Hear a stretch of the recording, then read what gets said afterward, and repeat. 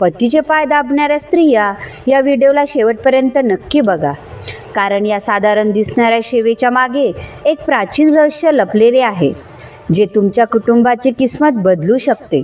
काय तुम्हाला माहिती आहे की जेव्हा एक स्त्री आपल्या पतीचे पाय दाबते, तेव्हा ती फक्त थकवा दूर करत नाही, तर ती एका प्राचीन रहस्य आणि ऊर्जेच्या विज्ञानाशी खेळत असते, ज्याला आजचे विज्ञानही पूर्णपणे समजू शकले नाही. जर तुम्हीही आपल्या पतीचे पाय दाबता किंवा याला फक्त गुलामीची प्रथा समजता, तर हा व्हिडिओ शेवटपर्यंत नक्की बघा, कारण आज आपण त्या गुप्त रहस्याचा पर्दाफाश करणार आहोत, जो तुमच्या बंद किस्मतीचे कुलूप उघडू शकतो. आजच्या आधुनिक युगात जेव्हा आपण नात्यांना फक्त समतेच्या तराजूवर तोलतो, तेव्हा पतीचे पाय दाबण्यासारख्या प्राचीन परंपरा आपल्याला मागासलेली सोच किंवा फक्त शारीरिक सेवा वाटू शकतात. लोक याला फक्त थकवा दूर करण्याचा एक साधन समजतात. पण कधी तुम्ही विचार केला आहे का की आपल्या ऋषीमुनी आणि पूर्वजांनी या क्रियेला इतके पवित्र आणि अनिवार्य स्थान का दिले आहे? हे फक्त एक हाताचा स्पर्श नाही, तर एक गहन आध्यात्मिक विज्ञान आहे, जे पती आणि पत्नीच्या भाग्याला एकमेकाशी जोडते. शेवटी का पुरातन काळातील विदुषी स्त्रिया, ज्या स्वतः शास्त्रांची ज्ञात्या होत्या, त्या अर्ध्या रात्री आपल्या पतीच्या चरणांजवळ बसणे हे आपले धर्म समजत होत्या? का त्या एखाद्या गुप्त शक्तीला जाणत होत्या, ज्याला आजची पिढी पूर्णपणे विसरली आहे? आज महादेव आणि नंदीच्या या अलौकिक संवादाच्या माध्यमातून आपण त्या प्राचीन गाथेची सुरुवात करू, ज्याची खरी माहिती तुम्हाला पूर्ण कथा ऐकल्याशिवाय मिळणार नाही. आणि लक्षात ठेवा, जो कथा अधुरे ऐकतो ते अधुरे ज्ञान विष किंवा जहरासारखे असते, त्यामुळे एक एक शब्द अत्यंत एकाग्रतेने ऐका. जर तुम्ही महादेवाचे खरे भक्त आहात आणि अशा आध्यात्मिक व प्रामाणिक कथांच्या माध्यमातून आपल्या जीवनात सुधारणा घडवू इच्छिता, तर आमच्या या यूट्यूब चॅनलला आत्ताच सबस्क्राईब करा. येथे आपण सनातन धर्माच्या त्या गुप्त रहस्यांना उजेडात आणतो, जे तुमच्या कुटुंबात सुख आणि शांती आणू शकतात. कैलासाच्या अत्यंत शांतीच्या मध्यभागी नंदीच्या मनात एक जिज्ञासा जन्मली. त्यांनी पृथ्वीलोकातील एक साधारण घरात पाहिले की एक स्त्री आपल्या पतीचे पाय दाबत होती, पण त्यावेळी त्या स्त्रीच्या हाताची हालचाल आणि तिच्या चेहऱ्याचा तेज एखाद्या महान तपस्येसारखा वाटत होता. नंदीने महादेवाच्या चरणांमध्ये वंदना केली आणि विचारले, हे त्रकालदर्शी, मृत्यूलोकात मी एक दृश्य पाहिले, जे दिसायला साधारण होते, पण त्यांचे प्रभाव असाधारण वाटत होते. एक पत्नी आपल्या पतीच्या चरणांना सहलवत होती, आणि जसजसे तिचे हात चालत होते, त्या घराचे वातावरण पवित्र आणि शांत होत चालले होते. प्रभू, हे फक्त थकवा दूर करण्याचे एक उपाय आहे की यामागे एखादी अशी आध्यात्मिक शक्ती कार्य करत आहे, ज्याचे ज्ञान फक्त सिद्धांना आहे? महादेवांनी आपल्या योग मुद्रेतून विश्रांती घेतली आणि शांत स्वरात म्हणाले, नंदी, ज्याला जग फक्त एक शारीरिक क्रिया समजते, ते वास्तवात ऊर्जेचे एक सूक्ष्म प्रवाह आहे. ती स्त्री जे करत आहे, ती नकळत आपल्या पतीच्या शरीरातील त्या केंद्रबिंदूंना जागृत करत आहे, जिथून माणसाचे भाग्य आणि आरोग्य नियंत्रित होते. ही परंपरा त्या काळातील आहे जेव्हा माणूस आणि देवतांमधील संपर्क अत्यंत गहन होता. नंदी आश्चर्यचकित होऊन म्हणाले, प्रभू, काय एक साधारण स्पर्शाने कोणाचे भाग्य बदलू शकते? महादेव म्हणाले, धीर धरा नंदी, कारण अर्धी माहिती भ्रम निर्माण करते. याची पूर्ण सत्यता जाणण्यासाठी तुम्हाला त्या प्राचीन काळातील गाथा ऐकावी लागेल, जिथून त्या प्रथेचा वास्तविक प्रभाव सुरू झाला होता. एका काळची गोष्ट आहे. आर्यावर्ताच्या विशाल प्रदेशात रत्ननगर नावाचे एक अत्यंत समृद्ध आणि वैभवशाली राज्य होते. त्या राज्याची राजकुमारी होती वसुंधरा. वसुंधरा केवळ आपल्या नावानुसार धैर्यवान आणि रूपवती नव्हती, तर तिच्या अंतर्भूत एक अशी आध्यात्मिक चेतना होती, जी तिला साधारण कन्यापासून वेगळी करत होती. तिला लहानपणापासून शास्त्रे, वेद आणि दुर्लभ जडीबुटीसोबत प्राण ऊर्जेच्या विज्ञानाचे गहन ज्ञान होते. तिच्या डोळ्यात एक अशी शांती होती, ज्याला पाहून क्रोधांपैकी क्रोधी व्यक्तीही नतमस्तक होत असे.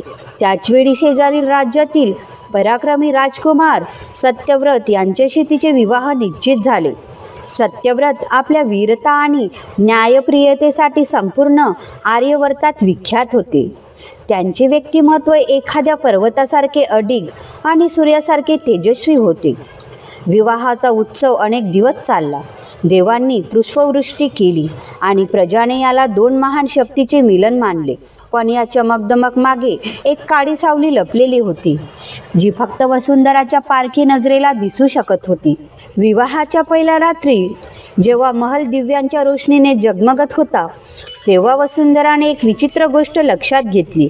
जसजसे राजकुमार सत्यव्रत निद्रेकडे वळत होते, तसतसे त्यांच्या पायांच्या तळव्यांमधून एक अतिशय हळू, काळी आणि विषारी आभा बाहेर येत होती. हा कोणताही साधारण आजार नव्हता. खरं तर सत्यव्रताच्या कुलाला एक प्राचीन ऋषींचा भयंकर श्राप होता. त्या श्रापानुसार सत्यव्रताच्या पूर्वजांनी नकळत एका तपस्वीच्या चरणांचा अपमान केला होता, ज्यामुळे त्यांच्या वंशातील प्रत्येक पुरुषाला एक अशी व्याधी दिली गेली होती, जी पायांच्या मार्गाने शरीरात प्रवेश करत असे. हे विष हळूहळू रक्ताला थंड करून टाकत असे, ज्यामुळे व्यक्ती अल्पायुष्य होऊन कालाचा ग्रास बनत असे. नंदीने कौतुकाने विचारले, प्रभू, का राजकुमारांना स्वतः याची माहिती नव्हती? महादेवांनी खोल श्वास घेतला आणि म्हणाले, नाही नंदी, सत्यव्रतांना वाटत होते की दिवसभराच्या युद्धाभ्यास आणि राजकार्याच्या थकव्यामुळे त्यांच्या पायात भारीपण राहतो. ते याला साधारण समजून दुर्लक्ष करत असे. पण वसुंधराला समजले होते की जर या विषाला रोखले नाही तर सत्यव्रताचे प्राण काही वर्षाचे पाहुणे आहेत. त्या रात्री जेव्हा राजकुमार गाढ झोपेत होते, तेव्हा वसुंधरा त्यांच्या चरणांजवळ बसली. तिने पाहिले की तो काळा विष त्यांच्या अंगठ्याच्या पोरांमधून हळूहळू वरच्या दिशेने रेंगाळत होता. वसुंधराने आपले कोमल हात जोडले आणि आपल्या महादेवाचे ध्यान केले. तिने ठरवले की ती आपल्या पतीच्या जीवन रक्षेसाठी आपल्या संपूर्ण तपस्येचा ऊर्जेचा उपयोग करेल. तिने हळूच आपले हात राजकुमारांच्या पायावर ठेवले. जसजसे तिच्या हातांचा स्पर्श त्या चरणांशी झाला, तसतसा एक कंपन निर्माण झाला. नंदी, तुम्हाला माहिती आहे की पायाचा अंगठा थेट मेंदू आणि हृदयांच्या नाड्यांशी जोडलेला आहे. वसुंधराने आपल्या हातांनी त्या केंद्रांना सवलवणे सुरू केले. ती फक्त पाय दाबत नव्हती, तर ती आपल्या हातांच्या घर्षणाने एक अशी उष्मा निर्माण करत होती, जी त्या काळ्या विषाला वर जाण्यापासून रोखत होती. राजकुमारांना झोपेत एक अद्भुत शीलतेचा अनुभव झाला, जसे की जडत्या वाळवंटात अचानक पाऊस पडला असावा. पण वसुंधरासाठी हे कोणतेही सुखद अनुभव नव्हते. जसजसे ती त्या विषाला दाबत होती, तसतसे तिच्या स्वतःच्या हातांच्या बोटांना निळे पडणे सुरू झाले. इथून सुरू झाला तो गुप्त युद्ध, ज्याला महालाच्या भिंतीनं तर पाहिले, पण कोणी समजू शकले नाही. वसुंधराने याला आपला नियम बनवला. दररोज रात्री जेव्हा संपूर्ण जग झोपत जाते, तेव्हा ती एक तपस्विनीप्रमाणे जागी राहून तासनतास आपल्या पतीचे पाय दाबत असेल. ती त्या विषाला सहल करून पायांच्या ग्रंथीमध्ये रोखून ठेवत असे, जेणेकरून ते हृदयापर्यंत पोहोचू नये. नंदीने विचारले, प्रभू, का कोणी तिला असे करताना पाहिले नाही? का महालात कोणाला संशय आला नाही? महादेव असले आणि म्हणाले, नंदी, जिथे आध्यात्मिक प्रकाश असतो तिथे सावली सर्वात गहन असते. महालातील सेवक आणि इतर राण्या हे तर पाहत होत्या की राजकुमारी तासनतास राजांच्या पायाजवळ राहते, पण त्यांच्या मनात श्रद्धेच्या ऐवजी ईर्ष्या आणि संशय पसरू लागला. येथून त्या ड्रामे आणि सस्पेन्सची सुरुवात झाली, ज्याने रत्ननगरच्या राजसिंहासनाला हलवून टाकले. रत्ननगरच्या भव्य राजप्रसादात चांदण्या रात्रीचा सन्नाटा पसरला होता. पण या शांततेच्या मागे एक भयंकर वादळ आकार घेत होते. राजकुमारी वसुंधरा आपल्या कक्षात एकटी नव्हती. ती आपल्या पती राजा सत्यव्रतांच्या चरणांजवळ भूमीवर बसली होती. तिची मुद्रा कोणत्याही सेवकीची नव्हती, तर एका सिद्ध योनीप्रमाणे होती. ती अत्यंत कोमलतेने आणि एकाग्रतेने राजांच्या तळव्यांना सहलवत होती. नंदी, तुम्हाला माहिती आहे की माणसाच्या शरीरातील संपूर्ण ऊर्जा त्याच्या पायांच्या अंगठ्यात केंद्रित असते. वसुंधराने आपल्या बोटांच्या पोराने त्या गुप्त बिंदूंना दाबणे सुरू केले, जे थेट हृदयाच्या गतीला नियंत्रित करतात. जसजसा तिचा स्पर्श सत्यव्रतांच्या चरणांशी झाला, तसतसा राजाच्या शरीरात रेंगाळणारा तो काळा विष थांबला. तो विष जो एका जुन्या शापामुळे हळूहळू त्यांचे प्राण शोषत होता, तो वसुंधराच्या हातांच्या उष्मेशी टक्कर खाऊन परत मागे वळू लागला. पण त्याचवेळी कक्षाच्या जड पडद्यामागे एक जोडी डोळे हे सर्व पाहत होती. ती होती महालातील मुख्य दासी कौशल्या, जी राजाच्या छोट्या राणीची खास होती. कौशल्याने पाहिले की वसुंधराच्या हातांमधून एक हलकी निळी रोशनी बाहेर येत होती, जी राजाच्या पायांमध्ये समा जात होती. ती घाबरली. तिला वाटले की राजकुमारी कोणती तरी वाममार्गी क्रिया करत आहे किंवा असा जादू करत आहे ज्यामुळे राजा पूर्णपणे तिच्या वशात येईल.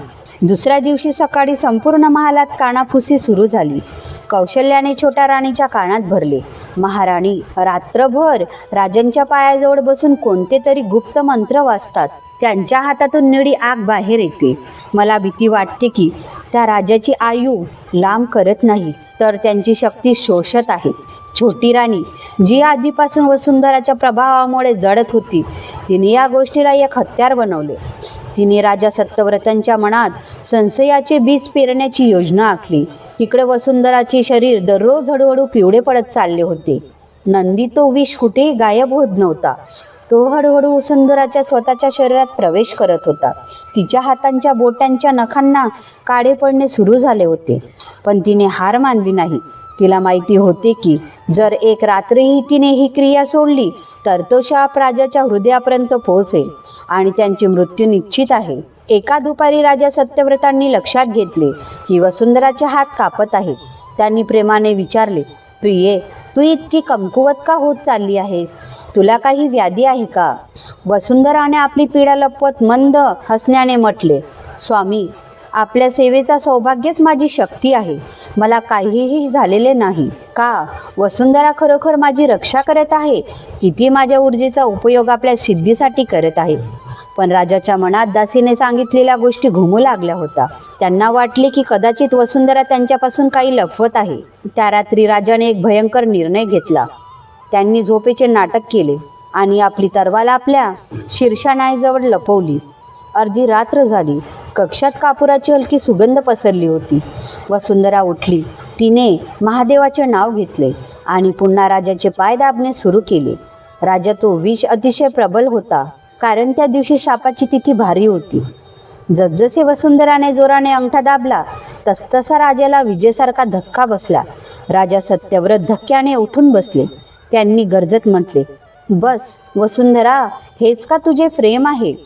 का तू अर्ध्या रात्री माझ्या शरीराची कोणती तरी गुप्तखेडी करत आहेस? महालातील लोक खरे सांगत होते. तू कोणतीही साधारण स्त्री नाहीस. तू एक मायाविनी आहेस, जी माझी ऊर्जा शोषत आहेस. वसुंधरा स्तब्ध राहिली. तिच्या डोळ्यातून अश्रू वाहू लागले. ती म्हणाली, स्वामी, मी तुमची डाल आहे, तुमची शस्त्र नाही. पण तिचा गळा रुंदला गेला. राजाच्या क्रोध आणि अविश्वासाने ती सुरक्षा कवच कमकुवत केले होते, जे ती दररोज रात्री तयार करत होती. राजाने रागाने तिला आपल्या कक्षातून बाहेर काढले आणि आदेश दिला की आजपासून कोणतीही दासी किंवा राणी त्यांचे पाय स्पर्श करणार नाही. नंदी व्याकुळ होऊन म्हणाले, प्रभू, अनर्थ झाला. रक्षा कवच तुटले आहे. का तुम्ही त्या निर्दोष स्त्रीच्या तपस्येला व्यर्थ होऊ द्याल? प्रभू, का राजाने स्वतःच आपल्या मृत्यूला आमंत्रण दिले? का वसुंधराने त्यांना सत्य सांगितले नाही? महादेवांनी लांब श्वास घेतला आणि म्हणाले, नंदी, काही सत्य असे असतात जे जर वेळेच्या आधी सांगितले गेले तर त्यांचा प्रभाव संपुष्टात येतो. वसुंधराचे मौन ही तिची सर्वात मोठी तपस्या होती. पण त्या रात्री जसजशी वसुंधरा कक्षातून बाहेर पडली तसतसा तो काळा वीज, जो आतापर्यंत पायांमध्ये कैद होता, तो वेगाने राजाच्या छातीच्या दिशेने वाढू लागला. सस्पेन्स तर आत्ता सुरू झाला होता, कारण महालाच्या बाहेर कालाचे दूत पहारा देत होते. जसजशी वसुंधरा भारी मनाने सजल नेत्रांनी राजकक्षातून बाहेर पडली तसतसा संपूर्ण महालाचे वातावरण अचानक बदलले. बाहेर चांदण्या रात्र होती, पण राजाच्या कक्षात अचानक एक गहन आणि थंड सन्नाटा पसरला. दिव्याची ज्योत निळी पडू लागली आणि हवेत एक अजीब गंध पसरली, जसे की सुक्या पानांचे जळणे असावे. नंदीने विचारले, प्रभू, का ते कालाच्या दूतांचे संकेत होते? महादेव मंद स्वरात म्हणाले, हो नंदी, जसजसे वसुंधराच्या हाताचे रक्षा कवच म्हटले तसतसा तो प्राचीन साप, जो आतापर्यंत प्रायाच्या ग्रंथीमध्ये कैद होता, तो एक भुकेल्या सर्पाप्रमाणे जागा झाला. तो विष वेगाने राजा सत्यव्रतांच्या रक्तप्रवाहासोबत वरच्या दिशेने धावू लागला. राजा, जे क्रोधाने भरलेले होते, ते अचानक बिछाणावर पडले. त्यांना असा अनुभव झाला जसे की त्यांच्या हृदयाला कोणीतरी लोखंडी साकड्यांनी जखडले असावे. राजाचे शरीर निळे पडू लागले, त्यांची श्वास उघडू लागली. त्यांनी ओरडण्याचा प्रयत्न केला, पण त्यांची आवाज त्यांच्या गळ्यातच अडकून राहिला. महालाचे पहारेदार बाहेर उभे होते, पण त्यांना आतल्या या हालचालीचा काही आभास नव्हता. तेव्हा कक्षाच्या अंधाऱ्या कोपऱ्यातून एक साया उभा राहिला. तो साया साधारण नव्हता, तो साक्षात मृत्यूचा दूत होता, जो राज्याच्या शीर्षानेजवळ येऊन उभा राहिला.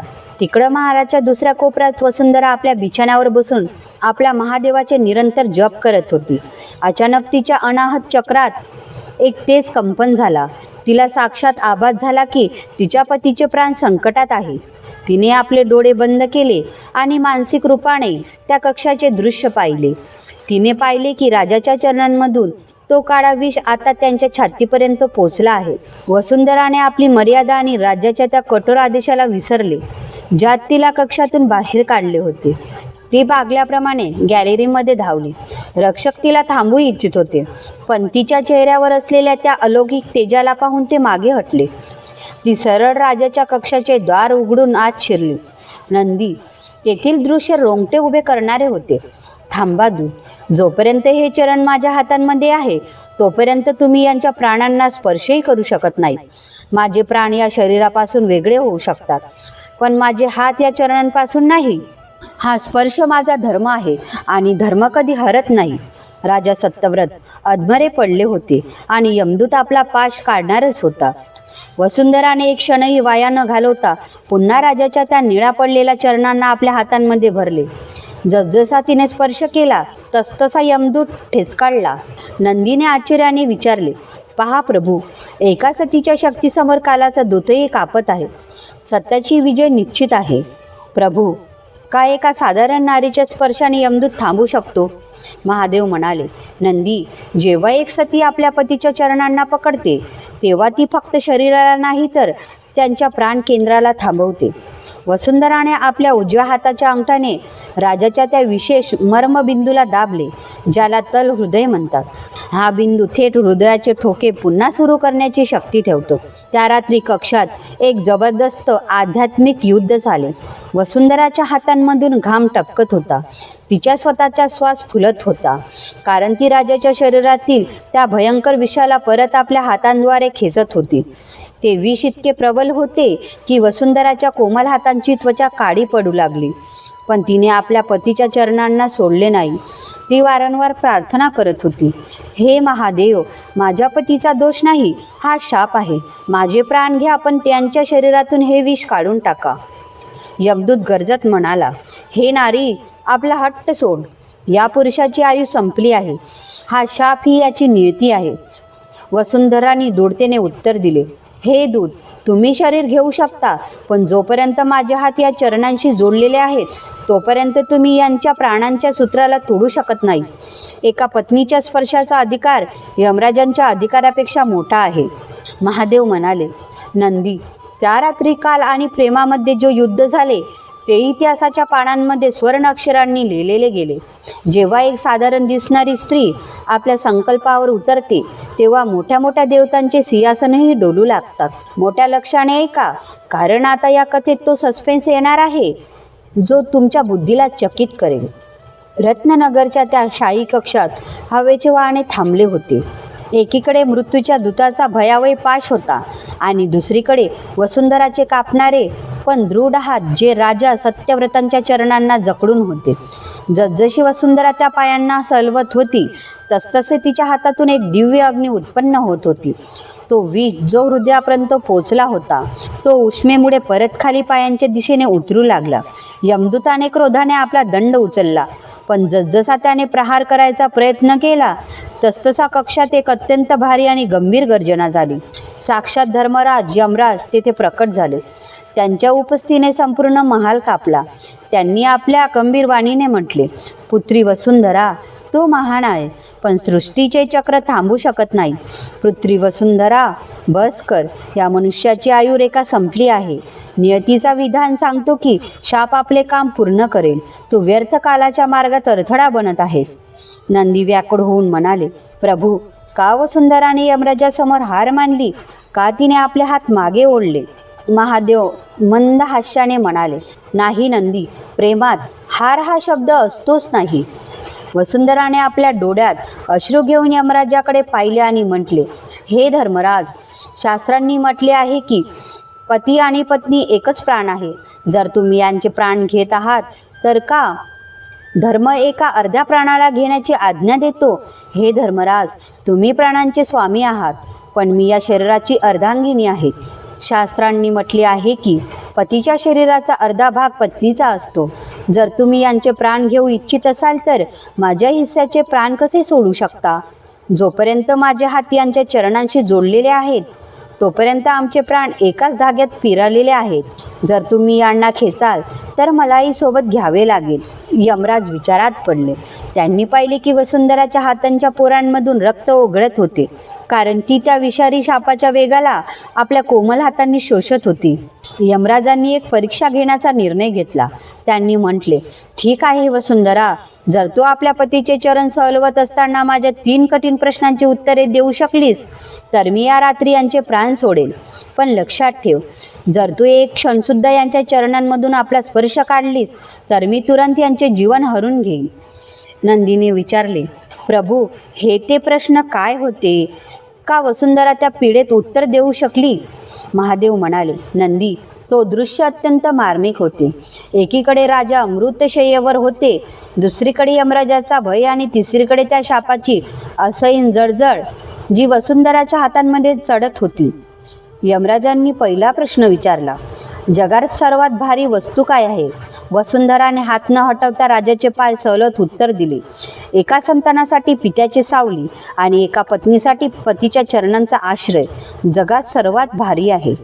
यमराजांनी दुसरा प्रश्न केला, तो कोणता विष आहे ज्याला पिणारा अमर होतो?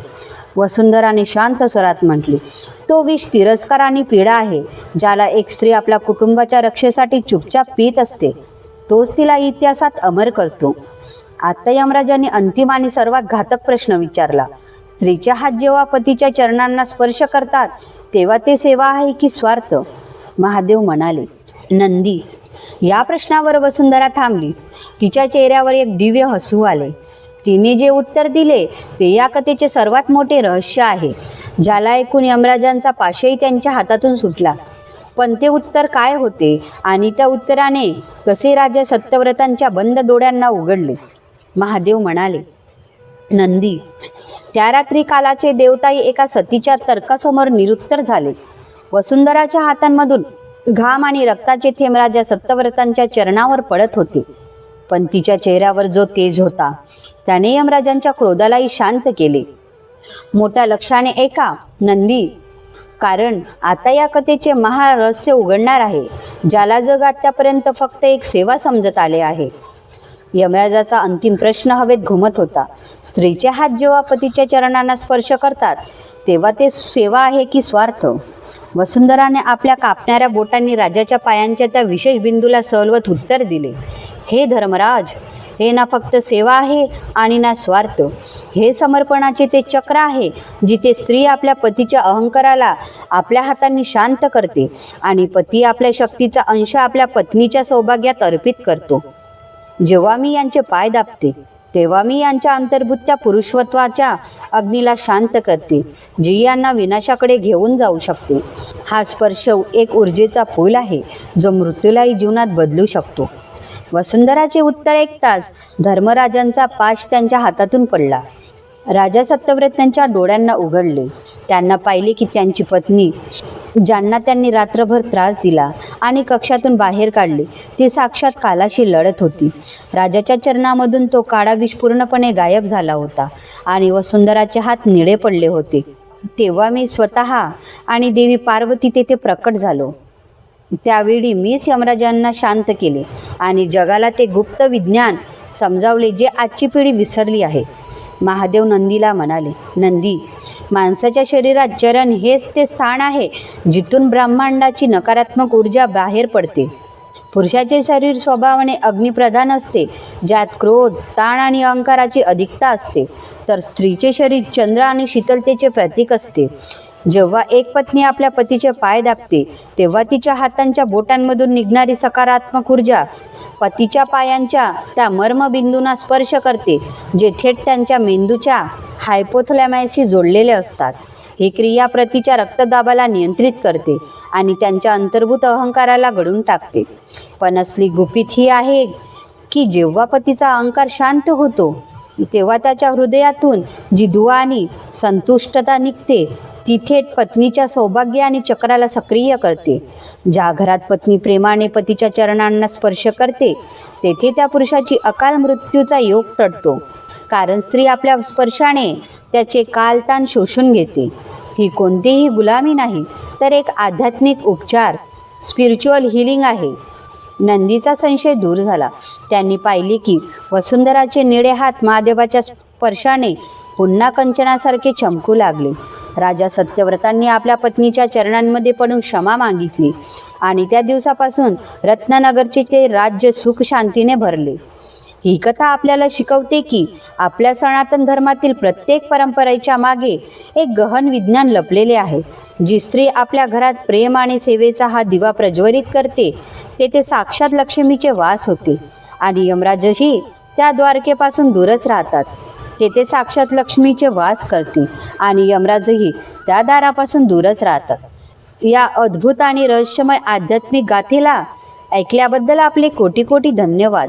जर या कथेने आपल्या हृदयाला स्पर्श केला असेल आणि आपण आपल्या संस्कृतीच्या या गुप्त रहस्यांना जगापर्यंत पोहोचू इच्छित असाल तर आमच्या या यूट्यूब चॅनलला सबस्क्राईब नक्की करा आणि बेल आयकॉन दाबा. या व्हिडिओला आपल्या प्रत्येक बहिणी आणि सखींसोबत शेअर करा ज्या नात्यांच्या या दिव्य शक्तीला समजू इच्छितात. कमेंटमध्ये आपल्या श्रद्धा आणि भक्तीसह आत्ताच लिहा हर हर महादेव. धन्यवाद.